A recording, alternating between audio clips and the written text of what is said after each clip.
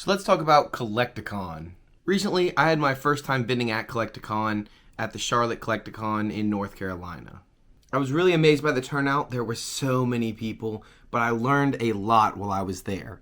Some of my biggest takeaways are going to be mentioned here. Some of the things I learned, some of the great moments, kind of give you a detail about the hobby in general, where I saw the hobby is at for TCGs and sports because both are there. And I just want to give a rundown of my opinion of Collecticon in general, an honest preview with influencer hesitations or anything like that, where I can just be genuine about my experience at Collecticon, how I felt about everything, my favorite parts, my least favorite parts, and just being honest with you guys.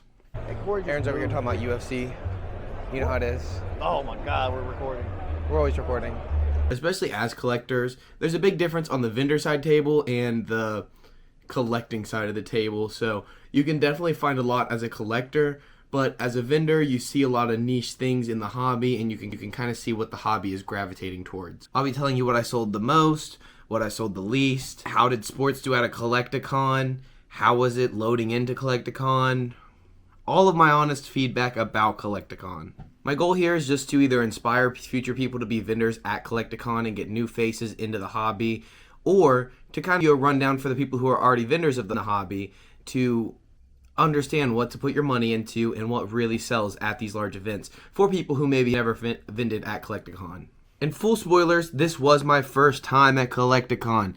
I had no idea what to expect, so it was a large learning experience for me, but I learned a lot, and that's why I'm here with you today to give you a rundown of what you should do if you vend at Collecticon. Step 1, what was selling? Let's be honest, there was a lot selling at Collecticon. You expect to make money, especially when you're paying $400 per table. So altogether, I made this much. That's pretty good. It's not horrible, not the best. It's my first time experience, so I'm not upset about it. But when you take into this, $750 for just 2 tables. You have this, it was like $200, $250 just for a hotel and place to stay. And this, buying at 70 to 80%, so even if you make $10,000, you're only in profit of $3,000 at most. Now, of course, there are niche situations where you make a lot more, you do way better. Maybe you buy something at 50% or buy a huge value lot and get a good deal, or something goes up, but then you also have to think about everything that comes back down. So there's a lot of things that you buy at peak, they go down, someone wants to get it 90% and stuff like that. One of the biggest things I did see a lot of is that genuine collectors would play genuine collector prices. They know they're getting a good deal, no taxes, no issues, they've already paid to come inside, so they might as well buy it at whatever price you have it, which is usually a really good sign for the markets and stuff. You're not getting lowballed, and it's a place you can really make some profit. At a lot of local shows, you'll pay 70, 80% and then sell it to somebody for 85 to 90% if they're an actual collector. And if you're selling to other vendors, you're just breaking even. It's kind of a waste of time. So I will say on the scale of things, you definitely make profits, and there was a lot to sell. A lot sold at that full price, which I was really surprised by. I think the biggest takeaway is really vendor setup. So this is the next thing we'll go into, is vendor setup. My day 1, you can see, I probably have a backdrop video going right now, and you hear me just talking while my face is here, but then there's the thing here. As you can see, I had this little stand on the side of my tables, and I think that killed me day 1. I sold so many Funko Pops. Granted, I hate Funko Pops. So I was really surprised to sell this many Funko Pops, and you came in with 60. I walked out the door on Sunday with 0 left, which is awesome. I sold a lot of Funko Pops. I even gave some away for free for people who are getting things signed, just to things away and make people happy. Sometimes that's all it's about. This one girl walked up and she was like, "Please, I need a Deku. Do you have a Deku?"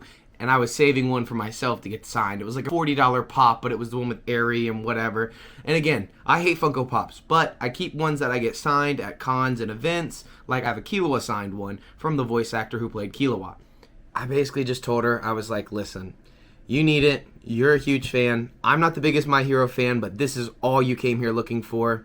You can just have it." And like I said, it was an expensive one. I'm not trying to, chew on my side or anything, but it just is one of those interactions in the hobby that show, more than just a hobby. It's really just about making people happy. So I'm sure that's also why I didn't make as much and I only made this much, because I want people to enjoy it just as much as I do. And we're there to also promote our shows in North Carolina because we're in Charlotte. Like, of course, I'm going to be sitting there passing out free admissions to my next show or talking about shows or whatever I got to do to grow onto the next level.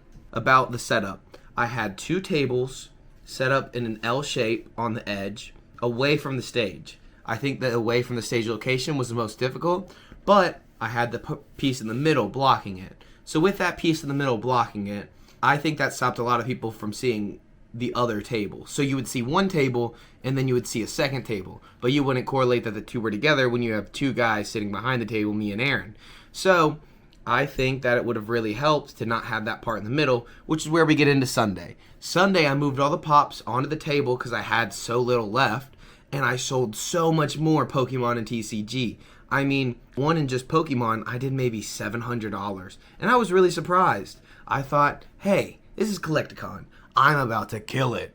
And I didn't. But, you know, their own and you learn a lot. So definitely work on your table setup before the show and optimize your setup. I think will increase profits because I did on Saturday. If you hear me making $700 in Pokemon cards on day 1, but I walk out with this much, you can see how much I really made at Collecticon on that Sunday. And Sunday's the slow day, so imagine if I had it all there on Saturday, I would have maybe doubled that number, if not more. I would have been way more happy with the outcome financially, but again, it's all about a learning experience, and I'm just happy to bring it to you.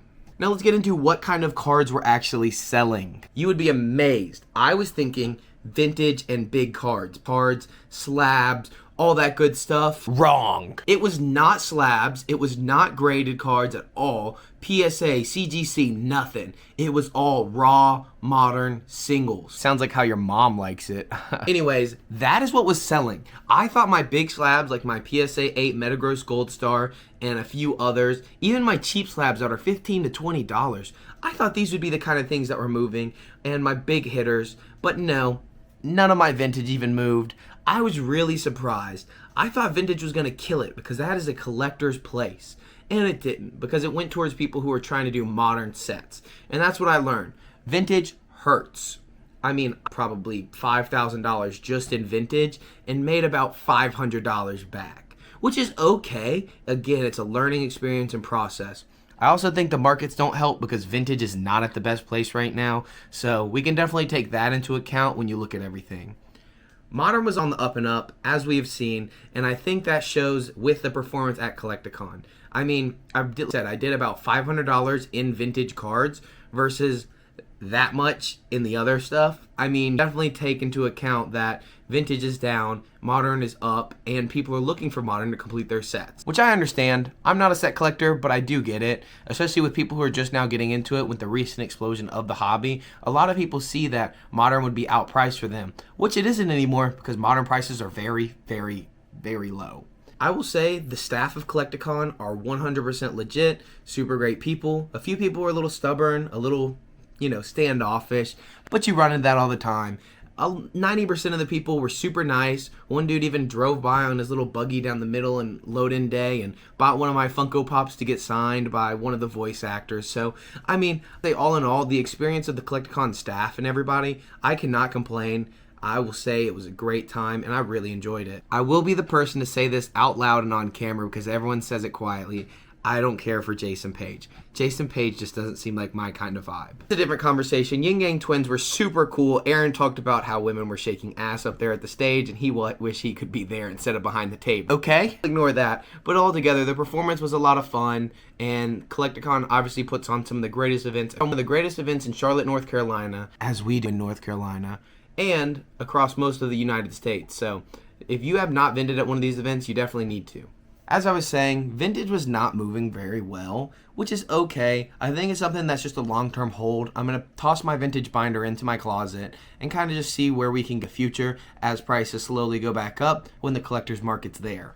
I had so much fun with a lot of my friends, so I just want to say thank you to New Hoenn, Gami Dart, Jeepster, and so many more of you that I saw there at the show. It was so much fun just hanging out, talking about something that we all love, and you guys are all vendors at my show, so that always helps too. But we roomed with them, and it was a lot of fun and just hanging out. So make sure to like and subscribe for me.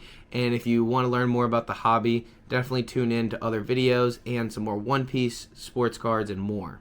Now we're on to sports cards. Sports cards actually killed it. I don't know an exact number of how much I had or how much I sold because I mainly just brought cheap value boxes and UFC cards. And I will say I killed it in UFC cards. I was really surprised by the amount of people who went to a Collecticon looking for UFC cards, wearing UFC shirts and PFL stuff. The amount of people who like Pokemon and UFC.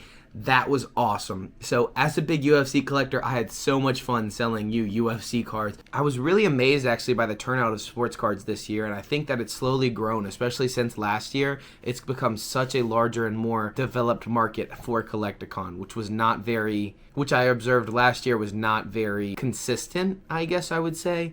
I don't even know, but sports cards last year are tenfold of what they were last year, and so many people were looking for modern gems, case hits, and stuff like that. I definitely sold some value box stuff, but for the most part, it was people mainly looking for high-end cards that I didn't want to bring to Collecticon, not knowing how they would move, and not having them on me. So I would definitely say if you are a sports card vendor, I think Collecticon is a great place for you. A lot of people say you feel out of place. I would say this year it was the exact opposite. Every sports vendor that I talked to said they killed it, and so many people had so much fun. They sold optic, all the common normal stuff fine, but also so many big case hits and gems and such. So definitely check out Collecticons as a sports vendor. Finally, let's get into my favorite thing, the One Piece card game, the thing that I do a lot of on this channel. This One Piece card game was very sought after. So many people walking up asking for singles, asking if I'd trade Pokemon for One Piece, and of course, I'm going to do it. I traded this PSA 8 Metagross for 2 boxes of Romance Dawn and a first edition Dark Charizard PSA 9. I'm very happy with that trade. I got about $1,200 in value, and the last comp was $1,070, so I'll take that. Really in my favor, really fun to deal with and kind of negotiate, and that's kind of the vendor side of things. For me personally, I love the negotiations and playing hard to get, because with women, it's the exact opposite for me. Anyways, it was a ton of fun though dealing with One Piece people. I even had the Poke Gangster walk up to my table saying, "Hey, I've got a guy who's looking for One Piece. Do you have any?" And I was like, "No, I'm sorry, I don't." And then he followed our Instagram. Should have gotten to follow my personal Instagram, but that's all good. It was really cool though seeing so many influencers and stuff like that. But so many people were asking for One Piece, and I was really happy to see that. People who play the game, collect it, just love One Piece in general, just want to rip some packs. I mean, personally, I bought about 5 boxes to rip myself. Finally, let's get into the influencers and how I felt about so many people with cameras just walking around, and my honest opinion. I'm not sugarcoating nothing here. There's nothing to sugarcoat. Personally, I do not like it, but I love it. But I hate it, but I love it. But I hate it. As someone who wants to be an influencer, not even influencer, I don't want to give myself that demographic, but who wants to make YouTube videos and just have some fun in the hobby, I don't care if anybody watches. I really just want to have some fun and make some videos because I have nothing to do with my life. So I would say it was really cool meeting some of them, and it was really not cool meeting others. I'm not going to name drop specific people because that's a little rude. I will say there were so many people who I like dealing with, so many people that I've already met before, like Ruxin34 who does Yu-Gi-Oh content and stuff like that, who I've met at last year's Collecticon, and there was a lot of awesome people. Like I said, the Poke Gangster, the Bulbasaur shirt guy, I can't remember his name off the top of my head, but then there's just so many more people that I'm like, It's always fun just meeting new people though, and at the end of the day, we all have the same thing in common. Some people do it obviously just for money and just for the face, just for a little clout, but of course, that's going to happen no matter what hobby you're into. I think 90% of the influencers are legit, they're really nice people, and I really enjoyed meeting them at the show. Obviously, none of them really knew who I was, but it was a lot of fun meeting them, knowing who they were. Of course, they'll know the name pretty soon, but that's a different story. I would just say 2 things I learned on top of that, for the influencer side of the hobby, is that I really need to get better at videoing this at shows. So if you have tips for videoing at shows, maybe to buy a laptop, plug it in, live stream the whole thing, do a Coops collection kind of deal, or what I need to do to have a better video performance at the shows. My videoing was definitely subpar. Scared to video, I get anxious, nervous, all that good stuff. So what can I do to do better videos at Collecticon and other shows that I'm doing, because I have a few more shows to set up for us and that I won't be personally vending at, but I have a few shows that I will be vending at that other people put on in North Carolina, South Carolina, Virginia, and hell, maybe even Dallas. I want to plan to start traveling more for big shows and really making waves in the hobby, so I'll definitely start doing that soon, especially once I can ball on a budget a little more.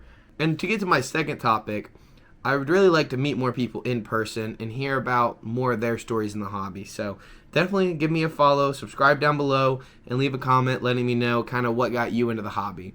Personally, my dad, but that's a different story for a different video. So I'd love to hear from you guys and meet new people and kind of meet new people at these events. So out to one of our shows, maybe August 24th at the Winston-Salem Dash Stadium, or September 14th, or October 5th, or December 6th and 7th, which is our biggest show of the year, half the size of any of the Collecticons you've been to, but it's a 2-day event. It's going to be huge. So that's it for me on this one. That's kind of a little rundown. Maybe I was not too specific enough, and if you don't think I was specific enough, give me a specific topic that you would like to hear about, and I'll make a video on it from the Collecticon experience. All in all, amazing time. Super thankful that I even got the opportunity to be there at Collecticon. I love Collecticon, and I was really amazed by the vendor side of things. So it went a lot easier than I thought. It was a lot more fun than I thought it would be. It's not all just business, and really enjoyed myself. So thank you to everyone that I saw. Thank you for coming out, and we'll see you at the next one.